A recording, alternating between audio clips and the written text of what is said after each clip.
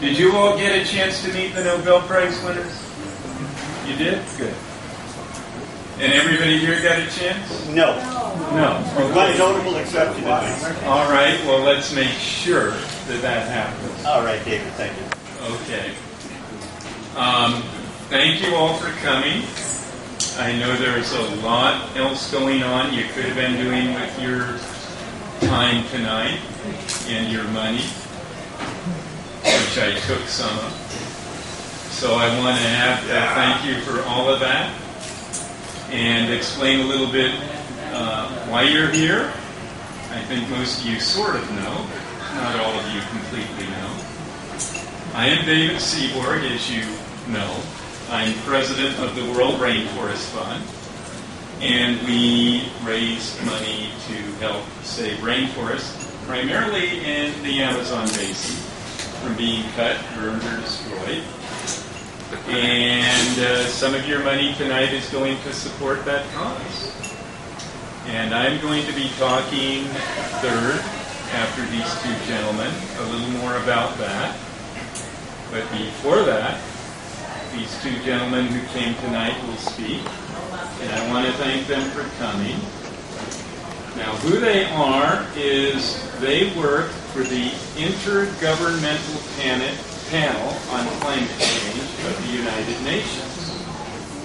And this is a panel of over 2,000 scientists from over 100 countries, which have summarized and synthesized all of the work on global climate change. I don't call it global warming anymore, because even though it's an increase in the average temperature of the Earth, it's also a change in climate in many ways. More hurricanes, floods, droughts, and so on.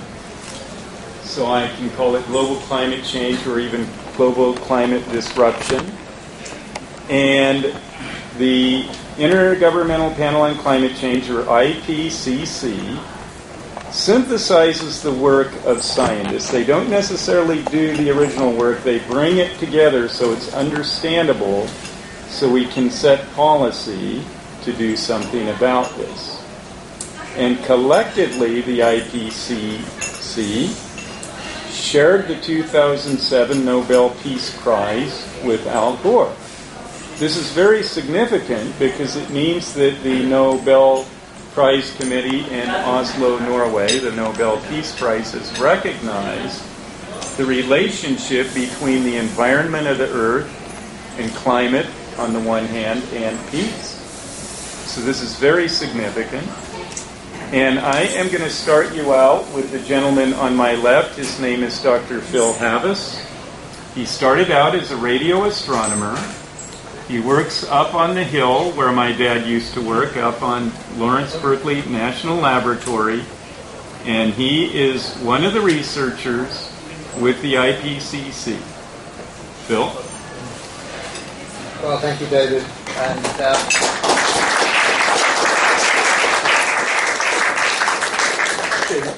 I'd like to start by thanking Mark Levine for pulling me into this IPCC activity, actually at a critical time. He's been slaving away with the IPCC for probably a couple of decades, I don't know. At least. Anyway, a long time, and I was pretty much Johnny come lately in terms of that activity. I've been working in the field of energy efficiency in buildings for 30-some years, but I've only been involved with the IPCC a relatively short time. Mark is the one that's done a lot more of the heavy lifting than I have, so set the record straight on that.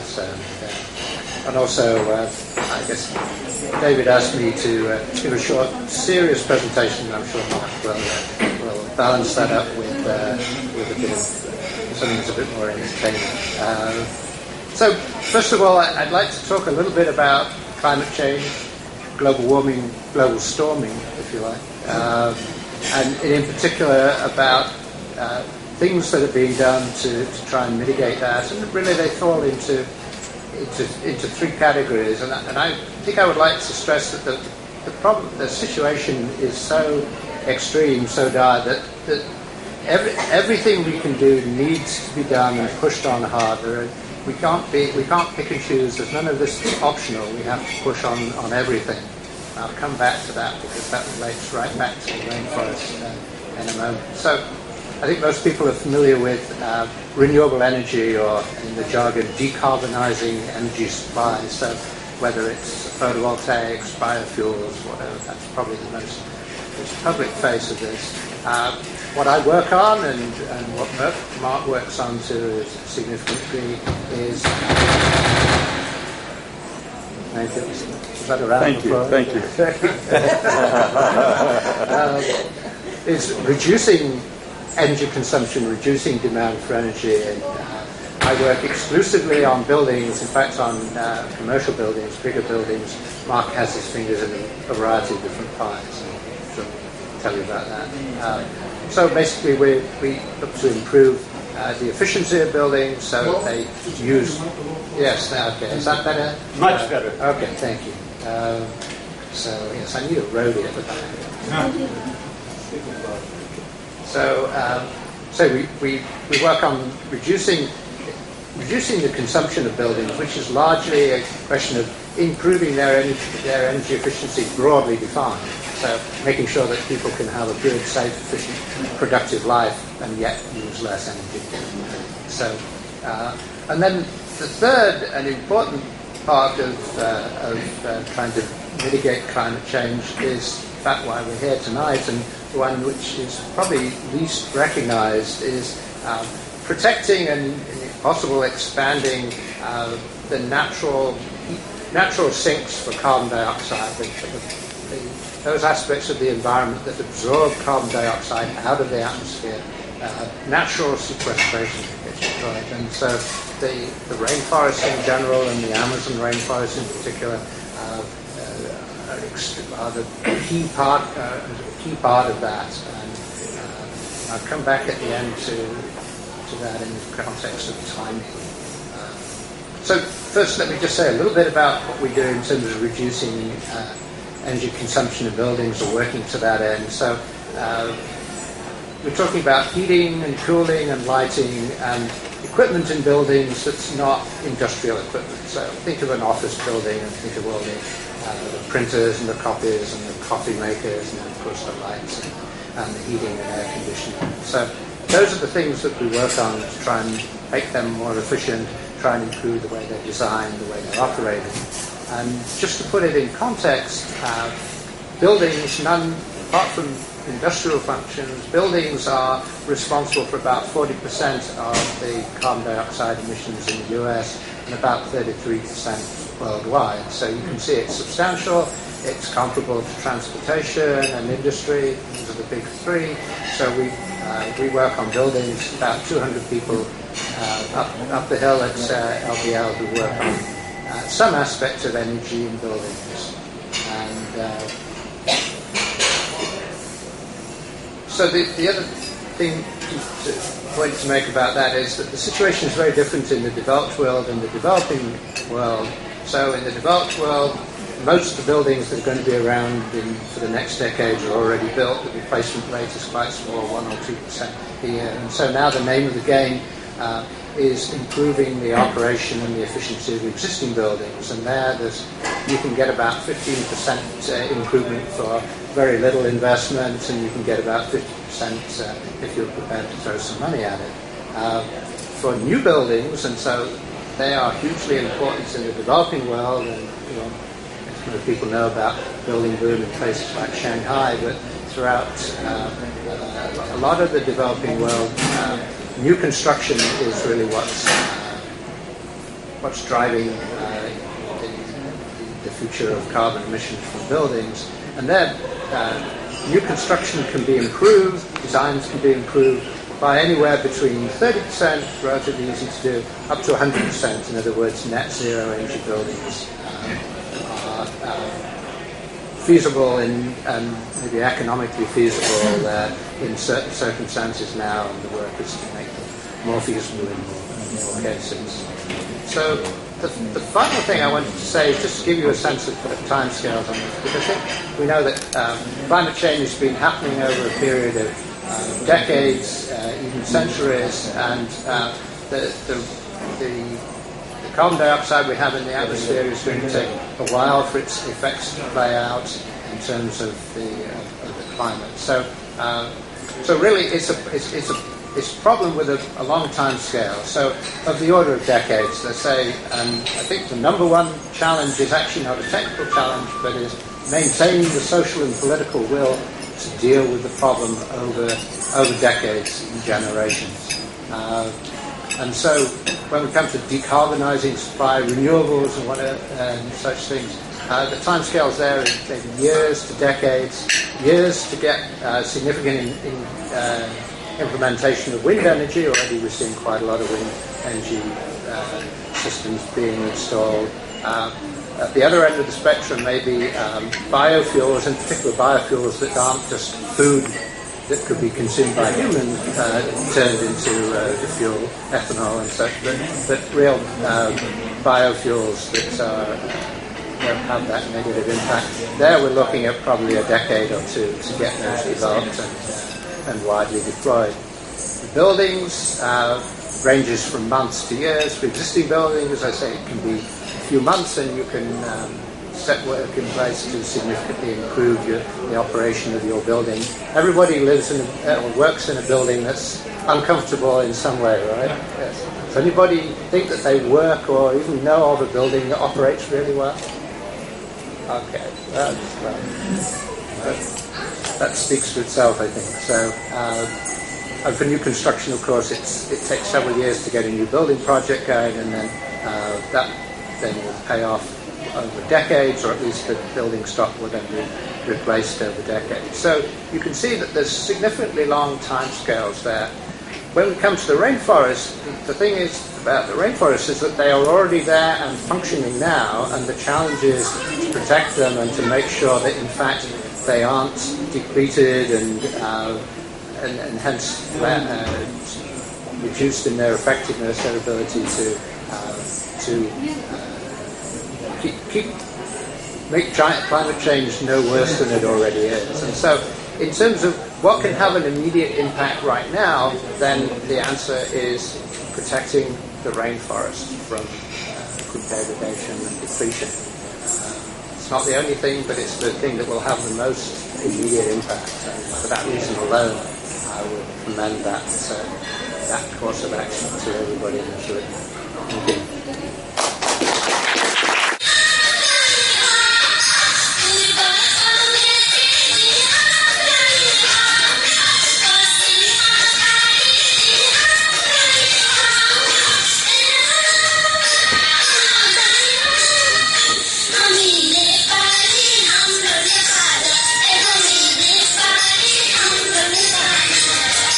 Uttar ko hi masti, hum nahi haan,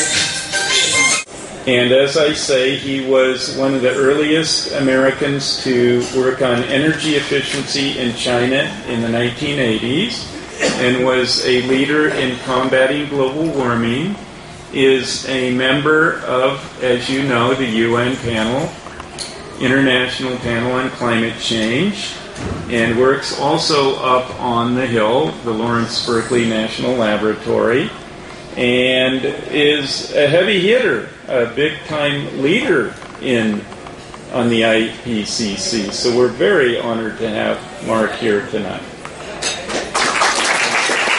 Thank you very much.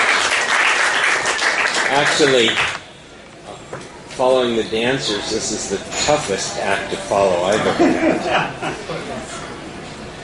But I'll do my best. Well, one of the significant features of the IPCC is that its reports are read around the world. They are seen as authoritative. And indeed, back in the, I guess, early 90s, I was in meetings in Washington with the U.S. Department of Energy, and they said, well, we don't know whether to take this climate change seriously or not. We're waiting for the results of the IPCC report to decide how important it is. And indeed, some years ago, the report came out. I should say this has been the fourth assessment report that was awarded recognition by the Nobel Peace Committee. And I'm talking about the second one. And that was a report that I believe established consensus in the world that climate change was a serious issue. And I think that's a particular significance of the report, that it is a consensus document, and that those people who might deny this as a problem find themselves in conflict with the virtually the entire scientific community. So that's a valuable aspect. I think other elements that have been valuable, our work, which has been on buildings that Phil talked about, has been read in capitals throughout the world and has served, I hope, to influence policymakers to do the right thing. Let me comment on the right thing and why buildings matter. I think all of you know that energy production results in the emission of CO2, and specifically the use of fossil fuels causes CO2 emissions, and CO2 is the major cause of climate change, the buildup of CO2 in the atmosphere. And so, if you're going to get at the problem, you have to address energy. Now, I wanted to say something that probably isn't so well known, and it's useful perhaps to say it to an audience such as you. It's widely said that we've just got to push hard in renewable energy, that we've got to do that. And indeed, I think it's true that over time, renewable energy will be extremely important in addressing climate change. But in the next 2 decades, virtually all of the efforts that would be successful in addressing climate change are energy efficiency. And it's worth saying again, our number one weapon against greenhouse gas emissions is energy efficiency. The technologies exist to reduce energy use substantially, and they're cost-effective. And in the longer term, we can develop cost-effective renewable energy technologies. They're not available right now. The second thing I would comment on is the importance of China. I think that there are projections from the International Energy Agency suggest that somewhere between 70 and 80% of additional CO2 emissions over the next few decades to be China. This is frightening. However, I've given a longer lecture, and the topic is, will China overwhelm the world with its CO2 emissions? And my answer, in fact, is no. That they're in a period right now where their emissions will grow rapidly, and then they will enter into a period where there will, in fact, be a leveling off of emissions. And that period will probably occur sooner than most people believe. And depending on how hard China pushes on energy efficiency, the leveling could be higher or could be lower. So, in my view, what happens in China, half a world away, will have the most profound effects on whether the glaciers above Nepal melt, whether they're overrun with flooding in the south, other regions, and so forth. For that reason, I chose to work in China in the 80s. We've worked very closely in collaboration with China on energy efficiency. One of the first significant projects we did with them was to bring appliance efficiency standards to China. Initially, they started with one standard, refrigerators. And I might say the deal I made with them, Chinese like deals, I like deals. I said, look, we'll provide you intensive training to produce standards for refrigerators if you commit to actually having the standards. And they said they would have them in 18 months after we started. And we started. Sure enough, after 18 months, they had standards. Now, since that time, I'll try to do this quickly. Since that time, the Chinese have internalized the importance of all this, and they now have 31 standards on appliances. They have their own organization that does analysis, promulgates the standards. And to give you a sense of how significant the impacts are, most of you have heard of Three Gorges Dam power. Okay, that's the largest power station in the world. It produces more power than any power plant by far. It's equal to probably 20 of the largest power plants that we know of. Well, by 20... I'm going to have you take it off. So this is a release of a new CD, and I guess it's available. And here it is. Oh, you wrote the songs in your name? My name is Basu.